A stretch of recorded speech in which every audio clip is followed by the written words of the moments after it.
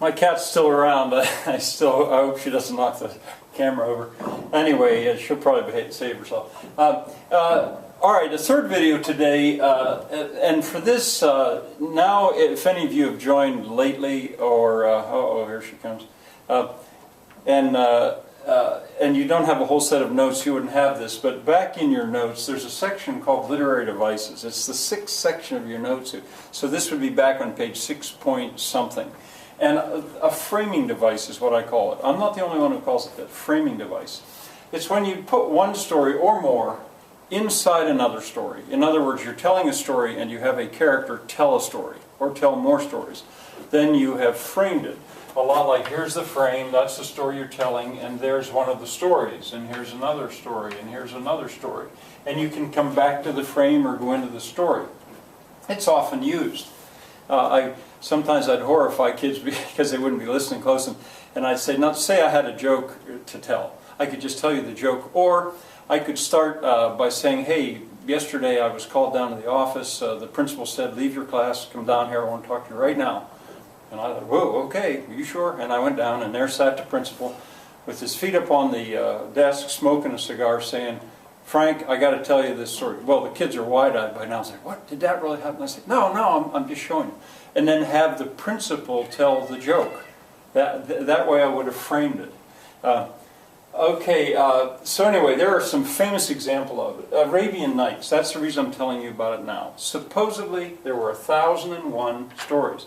Now, the frame story itself is that there was a sultan who was killing his wives. He decided that he liked women, but as soon as you were married to a woman, she was your wife, and you couldn't trust her, because he knew of an instance where a wife had tried to kill, I think it was his brother. So what he would do would be he would marry a woman. He was all-powerful sultan. He could do anything he wanted to. He would marry a woman, and there would be, of course, the wedding and the feast, and then the night, but by the next morning, she was his wife now, so she was dangerous, so he'd execute her, and then he'd marry another woman. And day after day it went on like that. Typically a day might start with an execution, then there'd be a wedding, and then there'd be a wedding feast. And so it would go. Well, this was a great sorrow in the land, no one could stop it.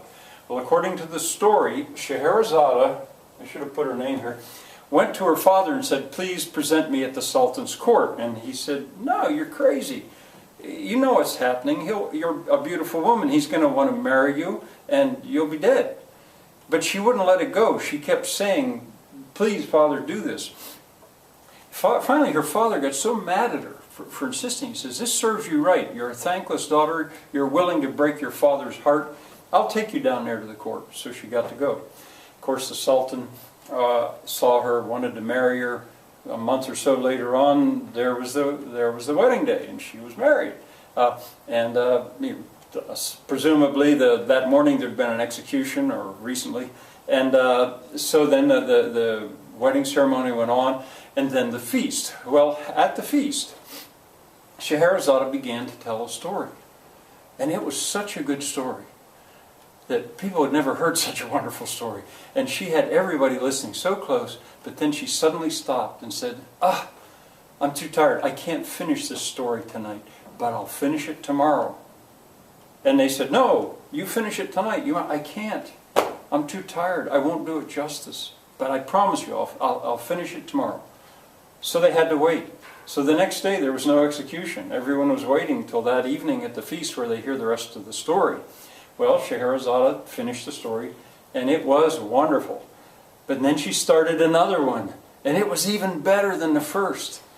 And she got right to the most exciting part and said, no, I'm too tired. I can't finish it. And the Sultan says, I command you to finish it. And she said, I can't do that. You can't.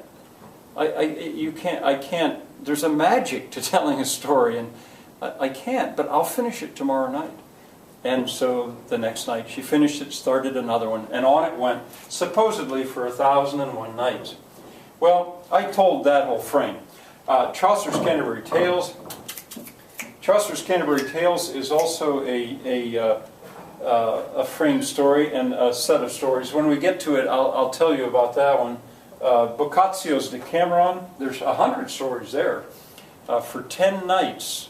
each one of 10 people told a story.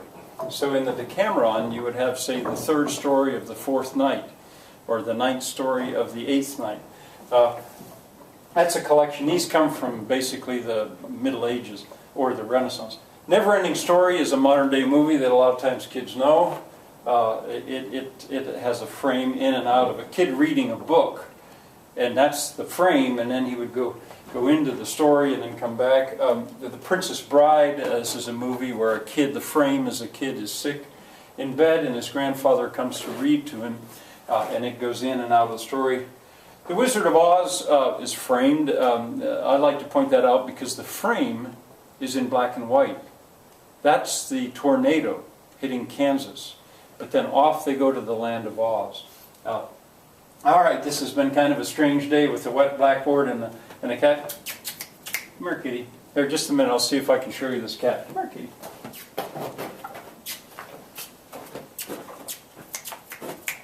Come on, kitty. Come on. Come on. Make you famous. Come on. She's having too much fun. Another day, I guess. All right, see you tomorrow. Or Monday, I guess it'll be. See you Monday.